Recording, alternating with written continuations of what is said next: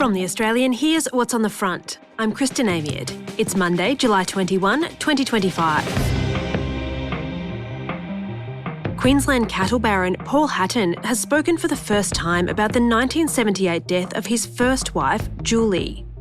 He says the 22-year-old new mum died by suicide after suffering from postnatal depression. And he claims the case should never have been reopened almost half a century after her death. Parliament will resume for the first time since the election this week, and the Prime Minister is under pressure from the unions to boost productivity. New data from Newspoll suggests Labor is having a second honeymoon, with core support for the coalition at its lowest point in 40 years. Those stories are live right now at theaustralian.com.au. The private investment firm of Atlassian co-founder Mike Cannon-Brookes has paused new ventures amid a lengthy divorce battle. Today, the fallout from the breakdown of two of the billionaire's closest relationships.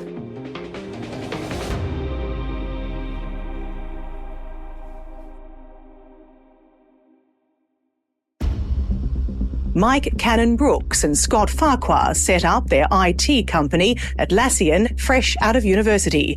They're now turning over $15 million a year at the ripe old age of 26 and 27. I don't think anything's been particularly mind-blowingly tough, but we've tried our best and we've done all right so far. They may be young millionaires, but they're pretty casual about it. And their take on the business world is about going back to the basics, giving customers what they want. These guys built a $40 billion tech company 7,000 miles away from Silicon Valley. I think we feel like we're still only at the start of our careers, so hopefully we can justify this over the next 25, 30 years.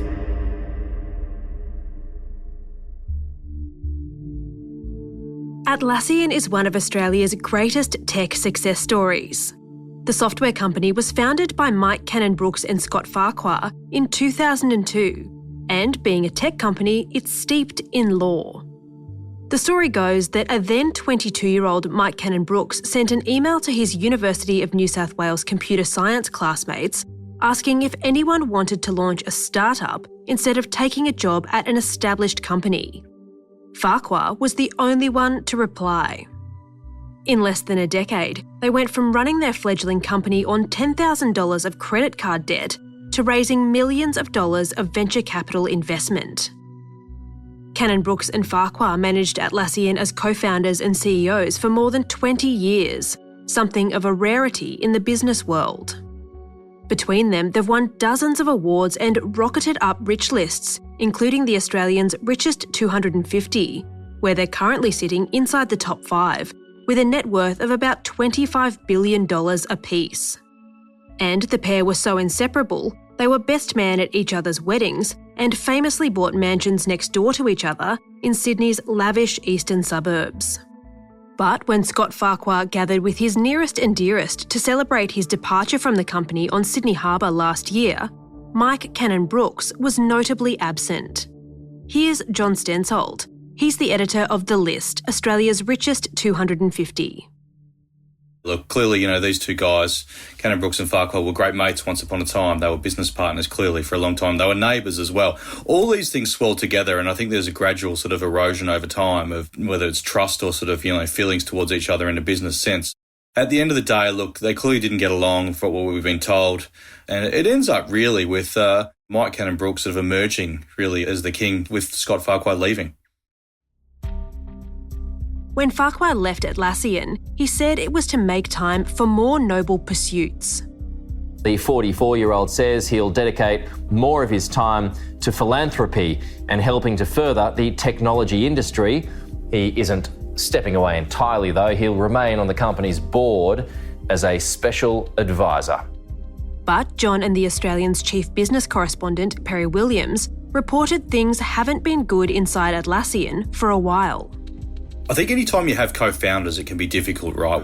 Inside the office, there's a lot of tension swirling around with people underneath Mike and Scott. And it was almost a case of, which side are you on? Are you on Team Scott or are you on Team Mike?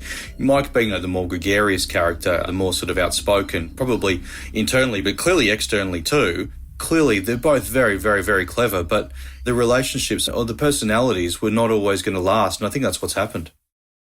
The other thing driving a wedge between Australia's most famous tech bros? Those multi-million-dollar mansions. It's almost like a billionaire's fairy tale in a way. We're going to live next door to each other. We've grown this business together. There's a gate between the houses. The kids will play together.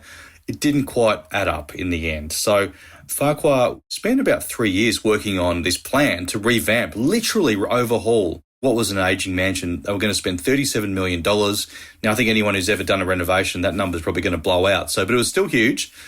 They announce it or they leak it to the press, say they're going to put it into council, and 3 weeks later it's quietly withdrawn. What we've been told and what others have been told as well, it was due to neighbourly sort of objections. Now, look, the only person over the fence was Mike Cannon-Brookes and his then wife, Annie Cannon-Brookes. So clearly there was issues. They've denied this publicly before. They were trying to play it down to us on background and stuff like that, but clearly something happened. John and Perry's sources say there's no love lost between Scott Farquhar's wife, Kim Jackson, and Annie Cannon-Brookes either. There's so many people that we have spoken to have said that there were tensions between the wives. Now, I don't think that was the primary reason for Farquhar going one way and Cannon-Brookes going the other way in that Atlassian sense, but it mustn't have helped. Both of the wives are different characters. So Kim Jackson was in a rock band, became an investment banker. Annie Cannon-Brookes, fashion designer, then has now gone on to sort of chase some of her passions in an investment and philanthropic sense. They're clearly different people, right? Look, there's been attempts to play this down over time. There's a sense that perhaps there is respect between each other, particularly from Annie towards Kim when it comes to her investment sense. I don't think that they were best friends ever, put it that way. Is this a moment of reckoning for Atlassian, do you think, John, in terms of the way it operates, or will this be business as usual? I think you've got to remember that Scott is still on the Atlassian board. Now, he's got an advisory role towards Mike. Now, who knows what sort of advice Mike is taking from Scott, given what was happened in the preceding years. He's still got a really big shareholding. So there is that maintaining of the skin in the game and also the presence in the boardroom. But I think that investors, from what we've been told, prefer to deal with that one CEO. Coming up, Mike Cannon-Brookes' side hustle hits the skids.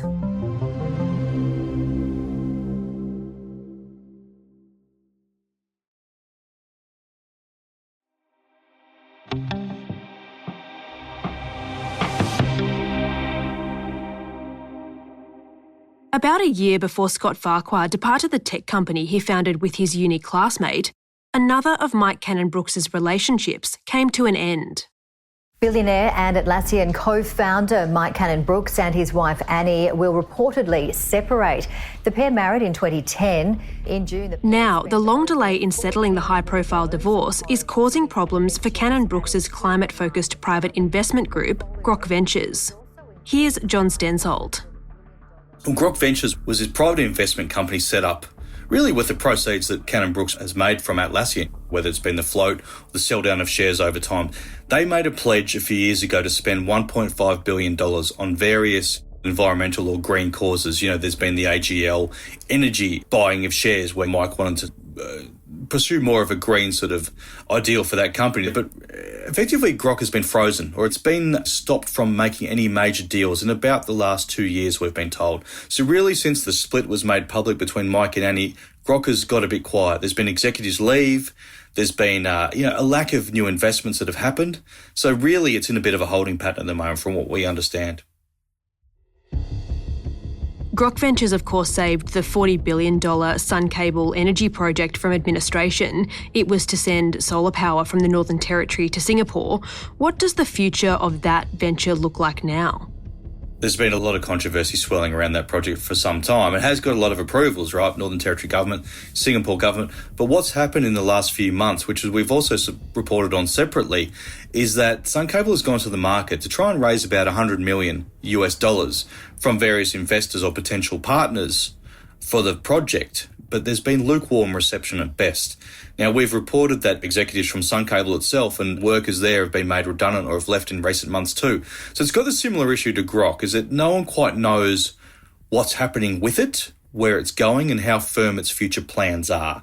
So I think there's a lot of doubts starting to swirl around it. It needs a lot of money to keep going. The market is what's telling us, and it's clearly what's telling Sun Cable, is that the plans are very, very ambitious. Now, $40 billion projects, don't come along every day. It's going to be one of the biggest ever.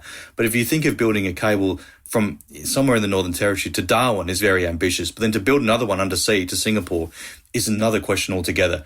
There is still big doubts over that project.